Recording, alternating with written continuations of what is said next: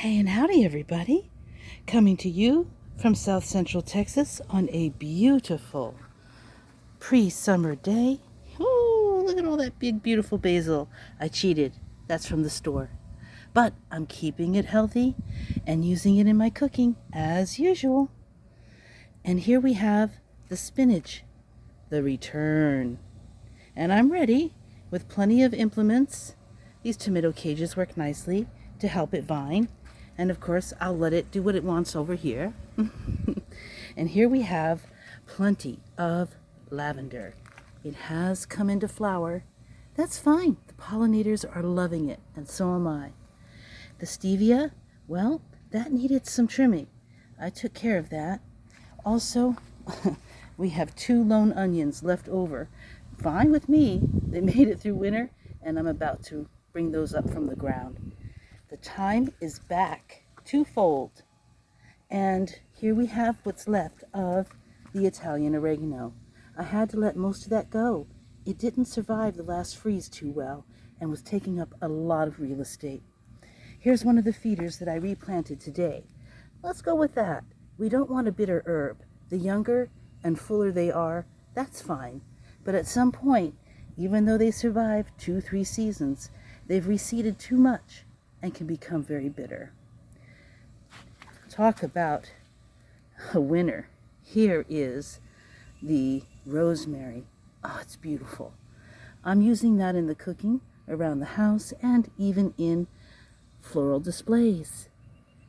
Great smell. I'll even combine it with lavender. That I will be trimming and sharing with friends and family. Again, before it has a chance to flower. Some of it I may let flower for the pollinators, but again, I don't want it to turn bitter and unusable.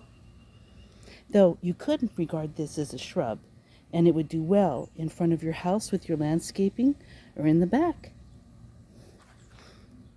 Highly recommend. Now then, here we go. One of our pollinators now.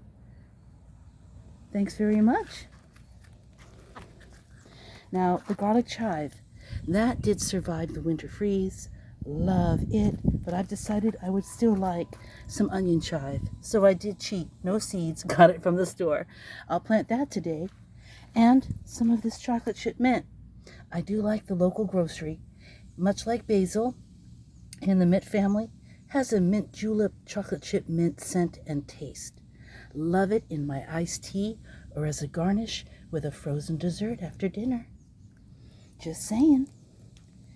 The Italian oregano did well, always does. In fact, I just cut it back today, along with the kitchen sage. Now, the kitchen sage has a very pungent smell.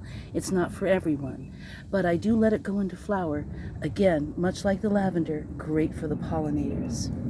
In fact, this is the harvest I have of the kitchen sage today, along with some of the stevia. A lot of stevia.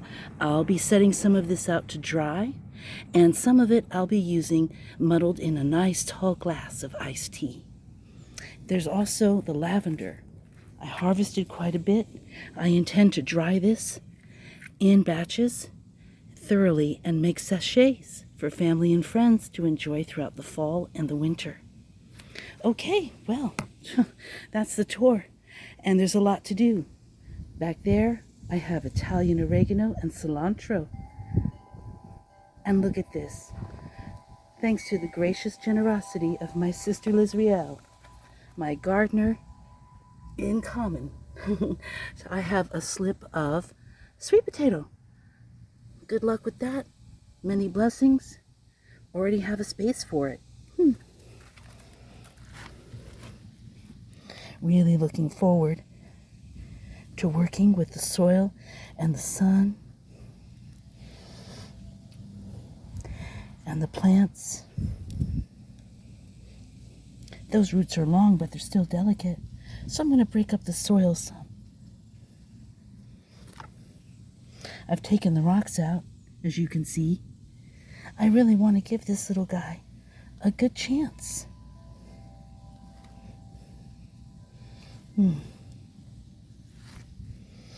I've already added some fertilizer to the soil earlier in the spring, late in March when my friends and I turned the soil and took out as many rocks and weeds as we could.